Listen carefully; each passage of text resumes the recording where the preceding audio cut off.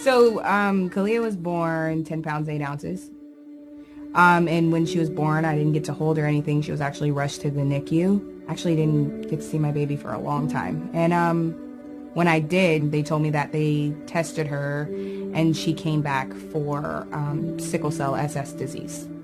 The thing about sickle cell is that it's so unique. 2 people, 3 people can all have the same genetic variation and totally different experience. So there's no other story like Kalia's. There's no other family. The thing about it that makes it even, I think, more stressful is that when the children aren't having problems with their sickle cell disease, they seem to be doing fine, and then all of a sudden they will just curl up in a ball because their stomach hurts, and it could be at any time, day or night.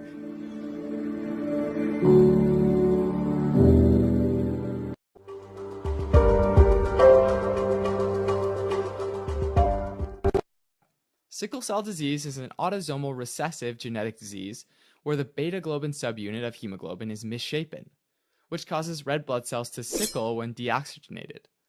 And this leads to their premature destruction as well as vasoocclusion.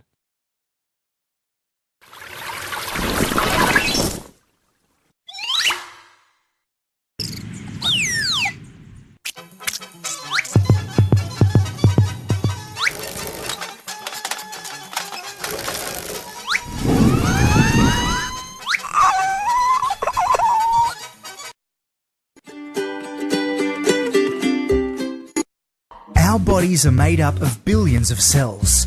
Inside each cell is our genetic material. We all have small variations in our genetic code. A variation in a gene that makes it faulty or not working properly is called a mutation. Faulty genes occur commonly simply through chance. They occur because the process that replicates and divides our genes so we can pass them on to the next generation is complex and mistakes occur. For each gene, we have 2 copies. One copy comes from our mother and the other copy comes from our father. In an autosomal recessive condition, an individual needs both copies of the gene to be faulty for a condition to develop. The parents of the child usually carry only one faulty gene of the gene pair. They are healthy carriers. It is estimated that every individual is a healthy carrier of several faulty genes, but a recessive condition occurs only when both individuals in a couple happen to carry the same faulty gene.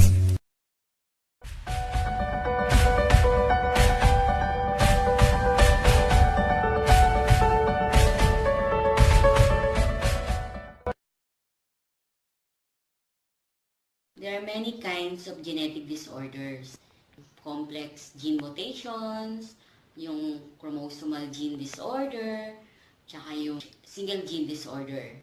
Sickle cell disease, it is actually a single gene problem. In my practice as a family physician for the past 20 years, I have patients in the adolescents and adult group. I worked in Saudi Arabia, and then as we all know, ang tribe ng Saudi Arabians are African. I remember, these patients will come in my clinic, or they will complain as pain all over the body, knee joints, and in some severe cases, severe abdominal pain. That would be a bad prognosis. Because what is inside the abdomen is the spleen. So if there would be spleen rupture, there would be bleeding. Now, we will call this sickle cell anemia. Yan ang misconception natin.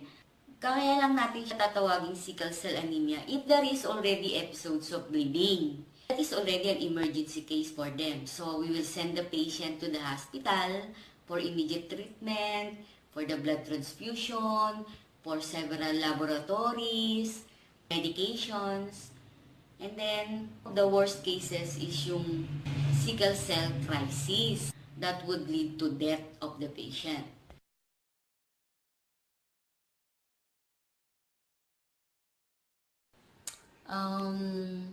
Since we are discussing this problem as a genetic type of disorder, so may advice, no, especially to those young couples who are getting married, they should seek advice from fertility specialist.